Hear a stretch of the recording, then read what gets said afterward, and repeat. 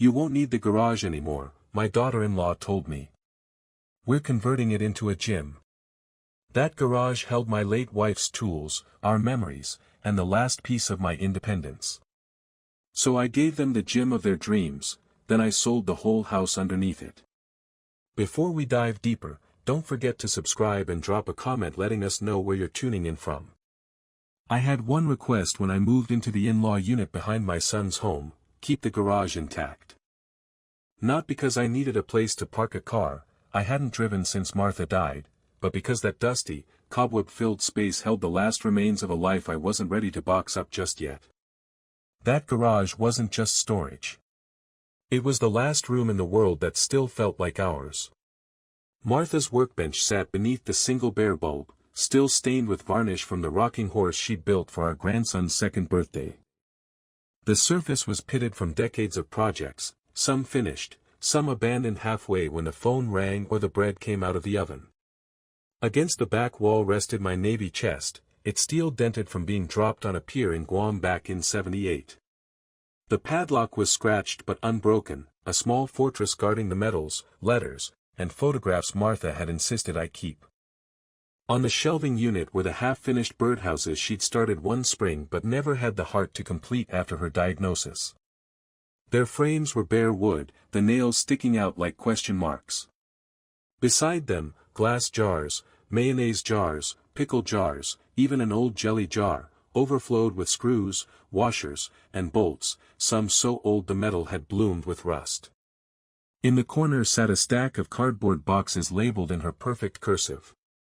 Christmas lights. Winter coats. Photo albums. The handwriting alone was enough to stop me in my tracks some mornings. When my son, Kevin, offered me the unit 3 years ago, it had felt like grace. "Come live closer," he'd said over coffee one Sunday morning. "We've got the space, and it's time you stopped rattling around alone." Martha had only been gone 6 months. My heart was still raw, my routines paper-thin without her to anchor them. But the thought of being near my grandson and having family close was reason enough to say yes. I sold my little place in Modesto, the one we'd moved into after retirement, with the intention of traveling more. The sale brought in $312,000, every cent of which I handed to Kevin. "Put this toward your mortgage," I told him. "You kids are the future." I didn't ask for rent. I didn't ask for my name on the deed. I didn't even ask for the money back someday. My only request, spoken plainly and without hesitation, was that they leave the garage untouched. "Of course," Kevin said. "That's your space." Rachel even chimed in, smiling brightly, "Absolutely. We wouldn't dream of changing it." And for a time, they kept their word. But little things started creeping in. A plastic bin labeled "winter clothes" appeared under the workbench. Then 2 yoga mats, rolled up and tucked beside the tool chest. A set of free weights materialized in the corner. "It's just temporary," Rachel said the first time I noticed. "We'll move it once we sort the closets." Then Kevin started parking his bike inside, leaning it against Martha's gardening shelves. A box of Christmas decorations I'd never seen before was stacked on top of hers. I'd shift things back to where they belonged, only to find them displaced again a week later. It was like sand eroding from beneath your feet. You don't feel it right away, but one day you realize you're standing on air. And then came the day they stopped asking entirely. Until they didn't. It started small. Rachel, my son's wife, began stacking yoga mats on the workbench, Martha's workbench.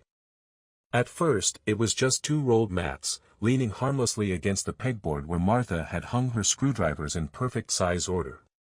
Then came the stationary bike, wedged between the gardening bins Martha had once used to carry bulbs out to the flower beds. The bike's sleek frame looked like it had landed from some futuristic spaceship, out of place among the battered wooden crates and rusted hand tools. A week later, I noticed the tool chests had been pushed to the far corner, as if they were unsightly clutter instead of the organized arsenal Martha and I had built over a lifetime. The rolling cabinet with my father's wrenches on top was half blocked by cardboard boxes labeled seasonal decor in Rachel's looping handwriting. I told myself it wasn't worth a fight. Martha had always believed in picking battles. Not every hill is worth dying on, she used to say, usually with a smudge of sawdust on her cheek and a smile that made me believe she could weather any storm. So, I swallowed the irritation. Moved a box here, a mat there, trying to keep some semblance of order without making an issue of it. But the mats kept multiplying. The bike stayed put. And slowly, the garage stopped smelling like cedar and oil, and started smelling faintly of Rachel's eucalyptus cleaning spray. Then came Sunday dinner. It was one of those crisp autumn evenings when the air feels sharp enough to keep you awake. The table was set in their newly remodeled dining room, a remodel I'd quietly paid half for last year when Kevin confessed they were over budget. Candles flickered, their flames reflecting off the new quartz countertops Rachel had insisted were an investment in the home's value. Ben was telling me about his latest soccer game, his little hands mimicking the curve of the ball as he talked. I was halfway through a forkful of roast chicken when Rachel dropped the final insult. "We've hired a contractor to insulate the garage," she said casually, as if she were commenting on the weather. She took another bite of quinoa salad, chewed, swallowed, and went on, "It'll be our new fitness space. Kevin's getting into CrossFit." The fork froze halfway to my mouth. My eyes went to Kevin instinctively, but he was staring at his plate, pushing green beans into neat lines with his fork. Rachel reached for her water glass, her tone syrupy sweet. "You won't need the garage anymore. You barely go in there." Her smile was thin, final. The kind of smile people use when they've already decided for you and expect you to nod along. I didn't argue. Didn't raise my voice. I just nodded once, slowly, and set my fork down. Inside, though, something cold and deliberate began to take shape. I left the table before dessert, claiming I needed to check on something in my unit. Kevin mumbled something about saving me a slice of pie, but I was already out the door, the cool air cutting into my lungs. Halfway across the yard, I slowed in front of the garage.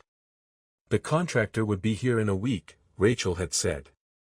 A week before they gutted the last place that felt like mine. I rested my hand on the side door, the chipped paint rough beneath my fingertips, and let my mind wander back, past the mats, past the bike, past all of this, to the day we first walked this property. It was Martha's idea to give Kevin the land. She'd spotted the listing in the paper, a half-acre, overgrown and forgotten, just outside town. Perfect spot for him to start his own life, she'd said, her eyes bright the way they always were when she was building a dream for someone else. We bought it outright, cash from 30 years of careful saving. Martha was still teaching part-time then, and I was wrapping up my last years with the Navy Yard. We could have kept the land, built a retirement place for ourselves. But we didn't. Kevin was in his mid-20s, still paying off student loans and working as a junior analyst. We told him we'd hold the deed until he was ready to build. When he met Rachel, I thought she was a good match for him. Pretty, confident, the kind of young woman who looked like she knew where she was going in life. Martha was more cautious, she had that quiet way of watching people before deciding if she trusted them. The first red flag should have been the engagement party. We hosted it here, back when the land was still just wild grass and a half-collapsed shed. Rachel spent most of the evening talking about how this property has potential and asking how soon Kevin could turn it into something livable. I laughed it off at the time. She was young, excited. Martha didn't laugh. Later that night, she said, she talks about the place like she already owns it. I brushed it aside. She will, once they're married. It'll be theirs. Yours too, Martha had reminded me. Don't forget that. When Kevin and Rachel finally built the house, they needed more than the land, we gave them money too. The down payment came from selling a rental Martha and I had held onto for years, a little duplex near the water. I didn't even think twice about handing them the check. And when Kevin's job hit a rough patch, it was my savings that covered the mortgage until he found work again. Rachel sent a thank you card for that one, written in perfect cursive. Martha kept it on the fridge until the day she died. After Martha passed, the invitations slowed. Sunday dinners became less frequent, phone calls shorter. Rachel always seemed busy. Planning something, going somewhere. The first time she set foot in the garage was to borrow a screwdriver. "I'm hanging a mirror in the guest bath," she said, standing in the doorway in heels, her perfume overpowering the smell of sawdust and oil. She didn't step in, just wrinkled her nose and laughed. "You actually keep all this old stuff. I should have known then. But grief makes you generous." I told myself she didn't mean it. Now, standing in the dark, my hand still on the garage door, I could see Martha in my mind, hair tied back, safety glasses on, sanding the edges of that rocking horse until they were as smooth as glass. She'd called it her gift of permanence. And now, permanence was exactly what they planned to destroy. 2 weeks before that Sunday dinner, we'd all been in the living room for Ben's birthday. Kevin had splurged on one of those elaborate Lego sets that cost more than my first car payment, and the boy was happily tearing into it on the rug. I'd brought a gift of my own, a handcrafted wooden toolbox, scaled down for a child, filled with safe, junior-sized tools. Martha and I had started building it together before she got sick. I'd finished it alone, sanding each edge until it was safe for small hands.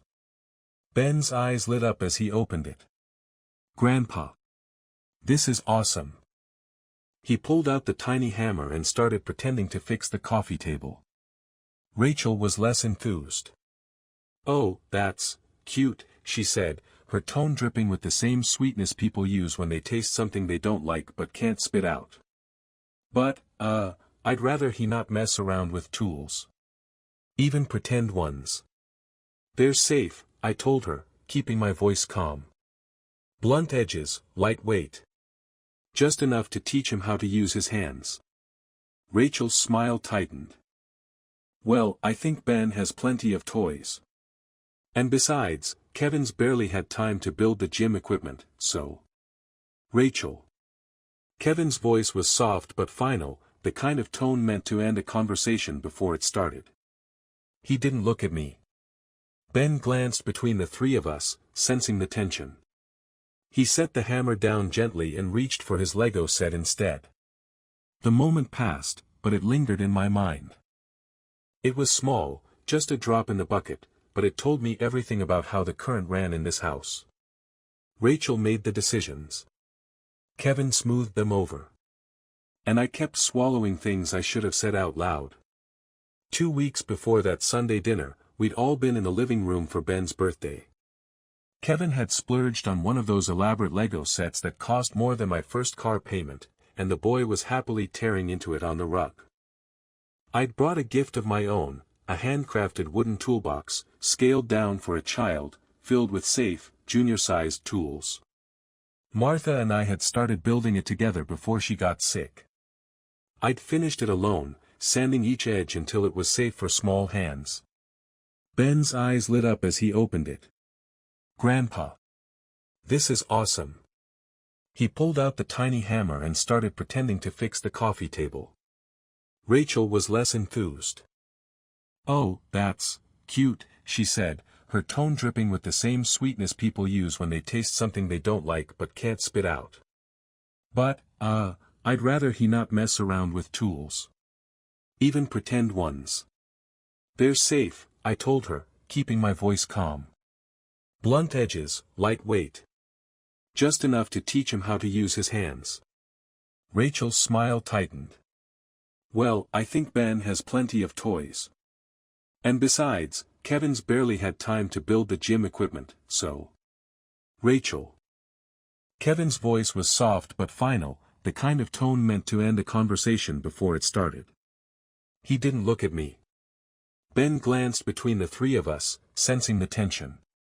He set the hammer down gently and reached for his Lego set instead. The moment passed, but it lingered in my mind. It was small, just a drop in the bucket, but it told me everything about how the current ran in this house. Rachel made the decisions. Kevin smoothed them over. And I kept swallowing things I should have said out loud. About a week before that Sunday dinner, I was in the garage early in the morning, sorting through a box of Martha's Christmas ornaments. Each one was wrapped in yellowing tissue paper, her neat handwriting marking the year and the memory. First tree in new house, 1983, Ben's first Christmas, our 25th anniversary. I'd taken them out one by one, checking for chips or broken hooks.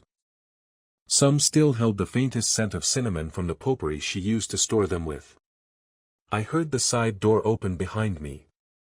Rachel stepped in, holding a steaming travel mug, her heels clicking on the concrete. She didn't glance at the ornaments. "Oh, good, you're in here," she said, brushing past me to the shelves where my navy chest Saturday. "We need to move some of this stuff out. The contractor says the less clutter, the faster the insulation will go." I set down the ornament I was holding, a tiny wooden ship I'd carved on deployment, and turned to face her.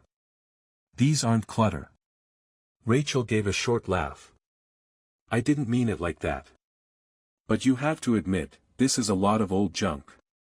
She waved her hand toward Martha's workbench. "We've got a vision for this space, Mark. It's going to be so much more functional." My jaw tightened. "It's already functional." She took a slow sip from her mug, as if she were choosing her next words carefully. "I know this stuff means something to you, but you barely use it. And we're trying to make this house a home we can be proud of. The gym is part of that." I looked at her, trying to understand how someone could speak so lightly about erasing decades of history.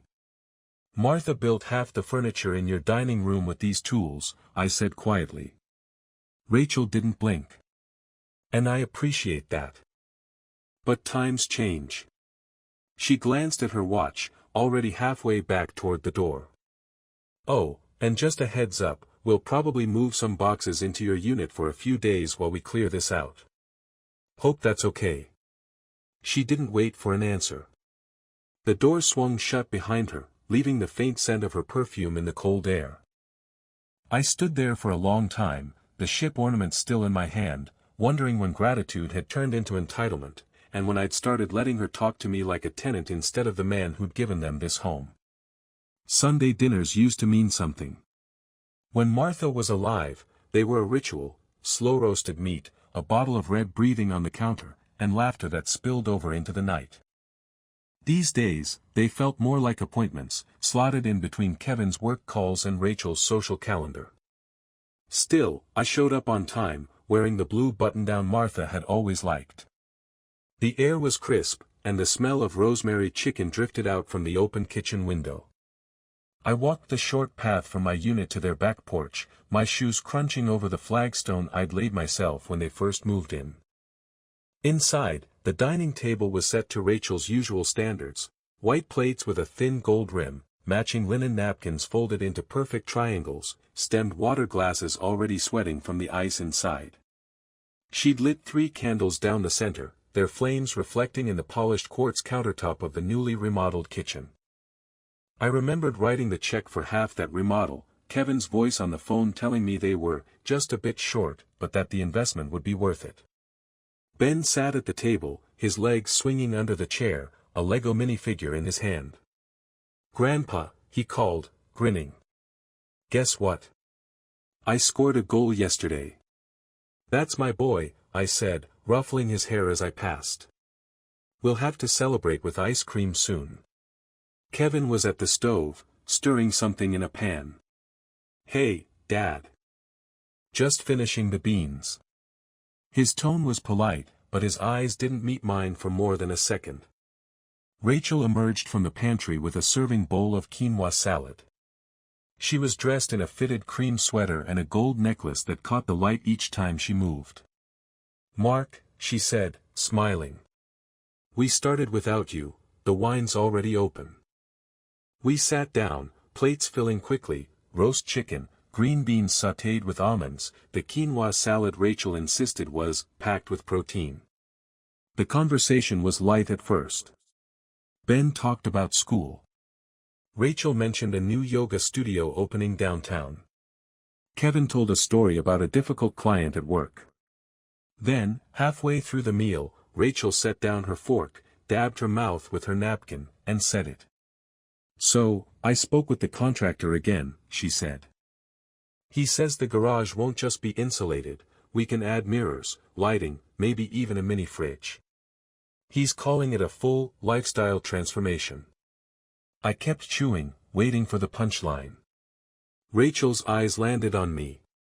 "Oh. And I had him draw up plans to remove the workbench. It's just taking up space at this point. I told him we'd haul it to the dump this weekend." The workbench. Martha's workbench. The one she built herself from reclaimed oak, sanded and stained by hand, and used for every project that made this place a home. I set down my fork slowly. "You're getting rid of the workbench?" Rachel waved her hand like she was shooing a fly. "It's old, Mark. No offense, but it smells like turpentine and dust. And it's not like you use it anymore." I turned to Kevin. "You're okay with this?" He didn't lift his head. "Rachel's been planning this for a while, Dad. We've got the layout worked out. It's gonna look amazing." Rachel leaned forward, elbows on the table, completely unbothered. "We even found a fitness influencer on Instagram who designed something similar. It'll really boost the home's value." She smiled, tilting her head just slightly. "I mean, let's be honest. Martha's projects were cute, but this is about moving forward." The world didn't go quiet, it sharpened. Every sound suddenly became crystal clear, the scrape of Ben's Lego on the hardwood, the clink of Rachel's fork against her plate, the tick of the clock above the fridge. I didn't argue. Didn't shout. Didn't ask what gave her the right. I just nodded once, like a man who finally sees the battlefield for what it is. I folded my napkin, set it neatly beside my plate, and stood. "Thanks for dinner," I said, my voice level enough to make Rachel think nothing was wrong. She smiled. "Of course, Mark. We'll keep you posted on the renovation schedule." I walked out without looking back, the sound of Ben's laughter following me to the back door. Outside, the night air was cool, the kind that makes your lungs ache in a good way. I crossed the yard, my shoes clicking softly against the flagstone path I'd laid with my own hands. Halfway to my unit, I slowed in front of the garage. The faint scent of sawdust drifted out from under the door, or maybe I just imagined it. My hand rested on the handle, rough and cool under my palm. They wanted to throw Martha's workbench in the dump. A woman who'd never lifted a hammer in her life wanted to decide the fate of the only space Martha and I had built together. And Kevin. Kevin had sat there and let her. The click came then, that quiet internal shift when a man stops trying to be patient and starts planning. I didn't need to shout. Didn't need to fight in their kitchen. The most effective strikes are the ones you never see coming. The crunch of gravel behind me broke my thoughts. I turned. Kevin was walking toward me, hands shoved deep in his pockets, shoulders slightly hunched. "Dad," he started, his voice low. I waited. I know Rachel can be direct. But this garage thing, it's important to her.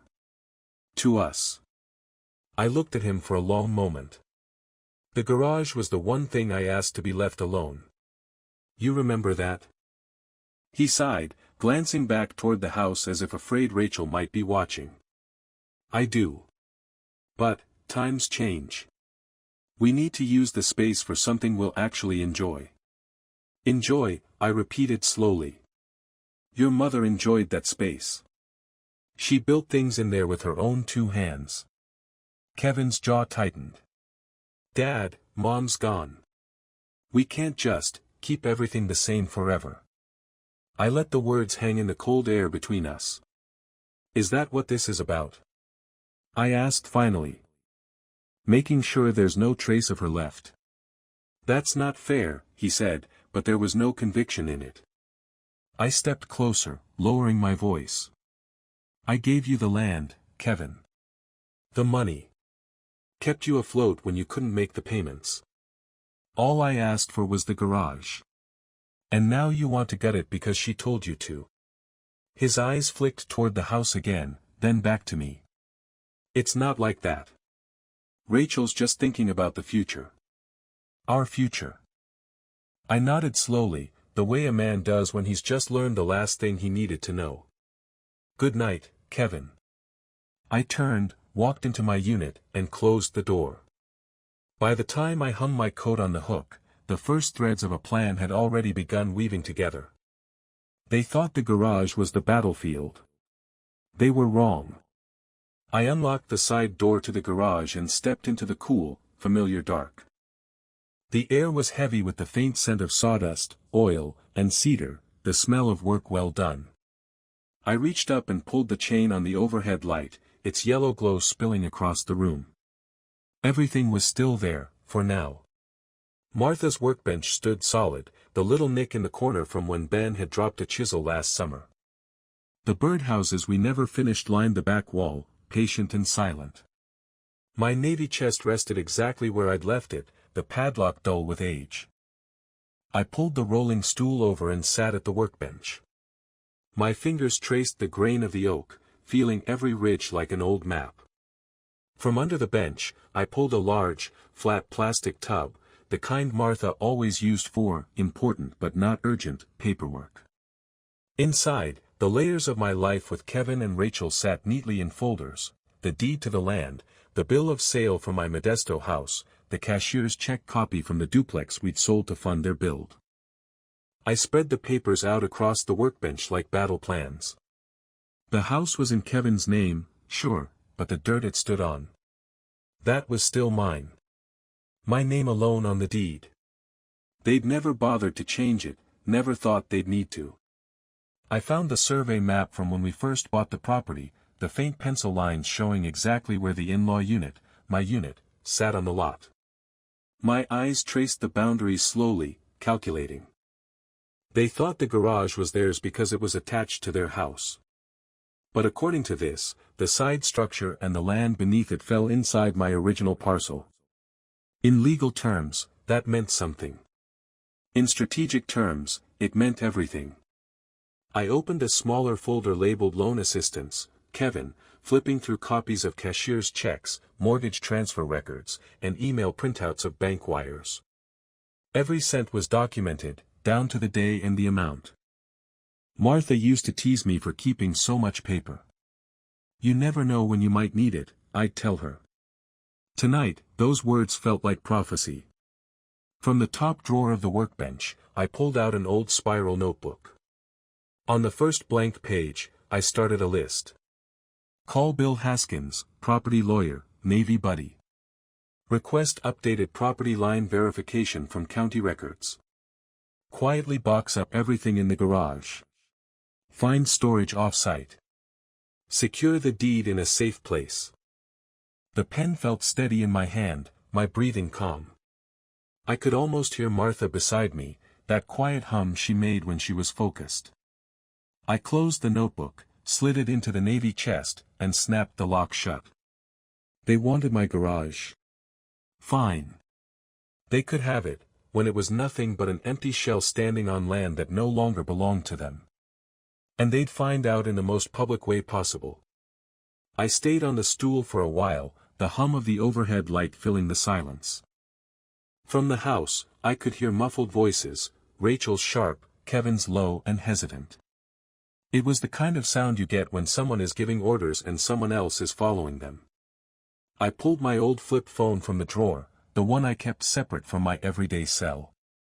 Martha used to call it my just-in-case phone. Tonight, that's exactly what it was for. I flipped it open, the hinge clicking like a trigger, and scrolled to a name I hadn't dialed in over a year. Bill Haskins. We'd served together. Bill had gone on to law school after leaving the Navy, spent the last 3 decades making a living in property disputes and land transfers. More importantly, Bill was the kind of man who understood the value of silence. He picked up on the third ring. Mark, he said, his voice still carrying that gravelly command tone. It's been too long. What's going on? I glanced toward the garage door before answering, lowering my voice. I've got a situation. My son's house sits on my land, Bill. And I think it's time to remind everyone of that fact. Bill didn't laugh. He never laughed in situations like this. Tell me exactly what you're looking to do. I want a current property line survey, discreetly. I want the deed reviewed, any loopholes noted. And I want to know the cleanest way to sell or transfer ownership, without them knowing until it's done. There was a pause on the other end, the faint sound of him scratching a pen over paper. You looking to scare them or take it all the way? All the way, I said without hesitation. Bill let out a slow whistle. All right. Send me copies of everything you've got, scans if you can, or I'll send my guy to pick them up. And Mark, once we start, there's no walking this back. That's the point. When I hung up, I felt no rush of adrenaline, no spike of anger. Just a steady, calm certainty. The same feeling I'd had before every big operation in the service. I stood, grabbed one of Martha's old moving boxes from the shelf, and began packing the things that mattered most, the workbench tools she'd personalized with red tape around the handles, the jars of screws, the half-finished birdhouses. Each one wrapped in newspaper and labeled in my own handwriting. Somewhere between the chisel set and the birdhouse frames, I heard the faint creak of the back door. Kevin's voice called out, hesitant. Dad? You in here? I kept wrapping the birdhouse, not looking up. What do you need? He stepped inside, glancing at the spread of papers and boxes. Are you moving this stuff out already? Just organizing, I said, folding the newspaper neatly around a hammer. Getting the important things safe. Kevin shifted uncomfortably. Rachel's worried you're upset about the gym. She didn't mean to disrespect Mom's things. I met his eyes for the first time. If she didn't mean it, Kevin, she wouldn't have said it. He opened his mouth, closed it again, and left without another word. When the door shut, I went back to packing, one piece at a time, methodical, like a man preparing for a storm he already knew was coming. By Tuesday morning, the first piece of the trap was in motion. Bill's man showed up, a wiry fellow named Grant with a surveyor's tripod and a clipboard that looked like it had seen more courtrooms than construction sites. He parked on the street, not in the driveway, just as I'd asked. No logos on his truck, no loud conversation. I met him by the mailbox. You've got the property map. He nodded. Bill faxed it over. I'll need about an hour, and I'll be in and out before they notice. I watched him work from the shade of the old oak tree as he moved the tripod in deliberate, quiet arcs. Every so often, he'd glance toward the house, making sure Rachel wasn't looking out the window. When he was done, he handed me a folded piece of paper. Your instincts were right, he said. Garage, side yard, even part of their driveway, all on your parcel. That night, I drove to a small storage facility 2 towns over. Cash payment, month-to-month lease, nothing in my name but the first initial and a P.O. box address. The manager didn't care what I stored as long as it fit through the roll-up door. The next evening, I began moving things out of the garage in stages. A few boxes at a time, loaded into the bed of my old Ford and driven off under the cover of dusk. The tools went first, Martha's chisels, my father's wrench set, the red toolbox I'd kept since boot camp. Then the smaller things, jars of nails, clamps, sanding blocks. I left the big items for last. The workbench was too heavy to move alone, so I called an old friend from the Legion Hall, told him I was doing some reorganizing and needed an extra pair of hands. He didn't ask questions. By the end of the week, the garage looked the same from the outside, but inside, it was a hollow shell of its former self. Only the dusty, unused things I didn't care about remained. The things Rachel would see as junk and Kevin would assume I'd thrown away. Friday evening, just as I was locking the side door, Kevin appeared again. Dad, he said, eyeing the empty shelves. What's going on? You're clearing the whole place out. Just making sure my things don't get in the way of your renovations, I said evenly. He frowned. Rachel said the contractor starts next Wednesday. You don't need to do all this. I do, I cut in. Because once they start, I won't get a say in what stays or goes. Kevin shifted on his feet. You make it sound like we're kicking you out of your own house. I didn't smile. Aren't you? He opened his mouth, then shut it, the way a man does when he realizes there's no argument that will make him look better. I watched him walk back toward the main house, his shoulders slightly hunched.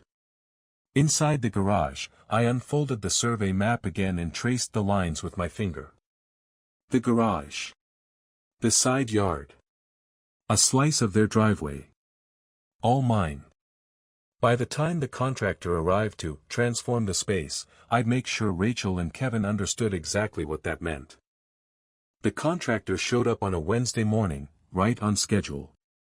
A big man in a neon safety vest stepped out of a white van with a company logo on the side, clipboard under his arm, and a measuring tape dangling from his belt. Another guy followed, lugging in a box of tools. I was in the garage before they even reached the door. Rachel came striding across the yard in yoga leggings and a fitted jacket, coffee cup in hand. "Morning, Mark," she sang, her voice all sugar. "We're finally getting started. Isn't it exciting?" I didn't answer. Just leaned against the workbench, the one thing I'd left in here, and watched as she waved the contractor inside like she was giving a tour of her personal kingdom. "This is where we'll put the mirrors," she said, gesturing to the far wall. "That corner will be the squat rack. And I think the stationary bike will go right." The contractor cut her off politely. "Ma'am, before we start, I need to confirm the work order with the property owner." Rachel laughed. "That's me. Well, technically my husband, but same difference." I reached into my shirt pocket and pulled out a folded document, the updated property survey, stamped and signed by the county. "Actually," I said, unfolding it on the workbench, "this building and the land it's on belong to me. Legally. Here, and here." I tapped the map for emphasis. The contractor looked between us, his brow furrowing. "So, who's authorizing the work?" Rachel's smile faltered. "We already discussed this with Kevin." The contractor shrugged. "If it's not on his property, I can't touch it without this gentleman's signature." He pointed at me. Kevin appeared in the doorway then, drawn by the voices. "Dad, come on. We've talked about this." "No," I said flatly. "You talked." I listened. And then I checked the facts. I slid the survey across the workbench toward Kevin. "This is my land. My garage.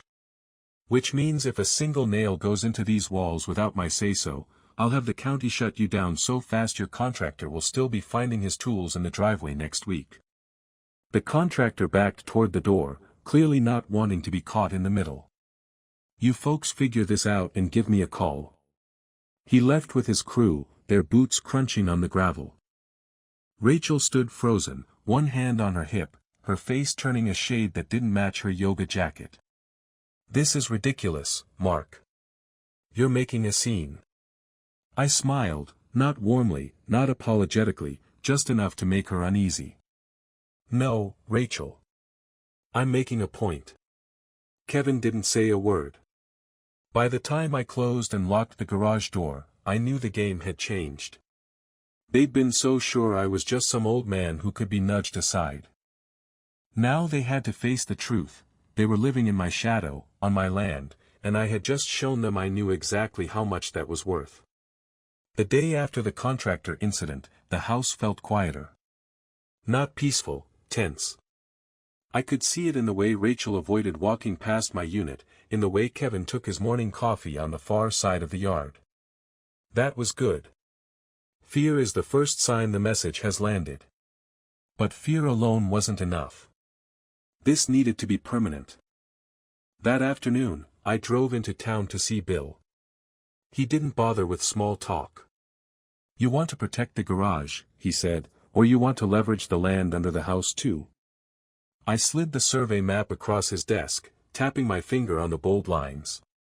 I want them to understand they're living on borrowed ground, literally. And I want that understanding to be legally enforceable. Bill leaned back in his chair, hands folded over his stomach. You could subdivide and sell the parcel with your unit and the garage. Force them to negotiate for access. Or you could lease them the land their driveway sits on at a monthly rate. I let the words hang there. Subdivide. Lease. Negotiate. Each one a hook with a different kind of barb. I want both options ready to go, I said. And I want them in writing, formal and airtight. 2 days later, I had the drafts in my hands. One document was a notice of intent to subdivide, complete with a plat map that showed the driveway sliced neatly in half, their garage access gone unless they crossed my property. The other was a proposed lease agreement for the land under the driveway, and the rate wasn't charity. That night, I sat in the garage with the workbench light on, reading each document twice, then 3 times. When I was satisfied, I slid them into a large envelope and wrote Kevin and Rachel in thick black marker. The next morning, I walked the envelope to their front door. Kevin answered, looking like he hadn't slept well. "What's this?" he asked, taking the envelope but not opening it. "Your options," I said. "One of them involves paying me rent for part of the land you use every day. The other involves finding a new way to get into your own driveway. Your choice." Rachel appeared behind him, her arms crossed. "Is this supposed to be a threat?" "No," I said, meeting her eyes. "This is me being generous. You don't want to see what it looks like when I stop trying to be generous." Kevin looked down at the envelope, then back up at me. "Dad." I turned and walked away before he could finish, the sound of the envelope tearing open behind me. By the time I reached the garage, I could hear Rachel's voice rising inside the house. The words weren't clear, but the tone was sharp, frantic, cornered. And that was exactly where I wanted them. It didn't take long for Rachel to knock on my door. The next evening, just after sunset, she was standing on my porch in a blazer over her yoga clothes, her hair pulled back tight enough to make her expression sharper. Kevin hovered behind her, looking like he'd rather be anywhere else. "We need to talk," she said. I stepped aside without a word, letting them into the small living room of my unit. Rachel didn't sit, she planted herself in the center of the room like she was addressing a jury. "This is insane, Mark. You can't just carve up the property and start charging us rent. That's not what family does." I folded my arms. "Neither is gutting my garage and throwing out your mother-in-law's workbench, but here we are." Kevin tried to step in. "Dad, there has to be another way." "There is," I said, cutting him off. "It's called respecting the one thing I asked for when I gave you the land, the money, and 3 years of my life living next door." Rachel shook her head. "We've put our money into this house. We've improved the value of the property." "My property," I corrected, letting the words hang. "And right now, the county sees 2 separate parcels, mine and yours. You want the garage and that strip of driveway. You either lease it from me or buy it outright. Until then, you don't set foot in it." Kevin's voice dropped, almost pleading. "Dad, we can't afford to buy it right now. You know that." I looked straight at Rachel. "Then you can afford the rent." Her face reddened. "You think you can bully us? We'll fight this." I smiled, not kindly. "Then I'll see you in court. And when the judge sees the deed, the survey, and the financial records showing I've been bailing you out for years, I'll enjoy watching you explain how you own anything here." Silence. The kind that sits heavy in the air, where no one moves because moving might break whatever's holding it together. Finally, Kevin said, "What do you want, Dad? What's it going to take for this to stop?" I let the pause stretch long enough for both of them to feel it. "The garage stays mine. Untouched. You cover the lease for the driveway starting next month. And Rachel, I turned to her, my voice level, you stay out of my business. That means my space, my tools, and my grandson when he's here with me. Her mouth opened, but no sound came out. She looked at Kevin, but he didn't meet her eyes. After a long moment, she said, "Fine." The word sounded like it had been pulled from her throat with pliers. I walked to the door and opened it. "Then we're done here." They left without another word. When the doors shut behind them, I went out to the garage, switched on the light, and ran my hand across the smooth oak of Martha's workbench. For the first time in months, the air in here felt still, steady, mine again. 3 weeks passed before I saw Rachel in my yard again. Even then, it was only because she was walking to her car, sunglasses on, head down, pretending she didn't notice me by the garage. That was fine. I didn't need her greetings. Kevin was quieter now. Polite, careful with his words, almost deferential when we crossed paths. He'd drop a nod, sometimes a short, "Morning, Dad," before heading off to work. We never spoke about the garage again. The lease for the driveway had been signed and the first payment cleared without a word. The real change came with Ben. At first, Rachel had kept him busy on weekends with family plans, but lately he'd been slipping over more and more, usually right after breakfast, Lego box under one arm, some story about his soccer game ready to spill out. We started working on the birdhouses again, the ones Martha had left unfinished. I let him paint them, bright reds, blues, and greens, and didn't care that the lines weren't straight. He'd chatter while we worked, telling me about school, friends, and the new puppy he wanted to convince his parents to get. One Saturday, while we were cleaning paintbrushes at the workbench, he asked, "Grandpa, is this your garage forever?" "Yes, Ben," I said, watching the water run clear. "Forever." He nodded, satisfied, then went back to painting. Out of the corner of my eye, through the small garage window, I saw Rachel step onto her back porch with a cup of coffee. She stood there for a moment, watching us. I didn't wave. I didn't smile. She turned and went back inside.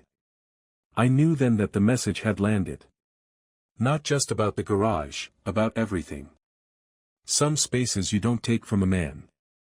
Some lines you don't cross. And when you try, well, you live with the reminder every time you walk past the one place in the yard that will never be yours. Hello everyone, and thank you for watching. I truly hope you enjoyed listening to this story as much as I enjoyed creating it. If you did, please consider liking the video and subscribing to the channel to help support the creation of more stories like this. Have a great day or evening.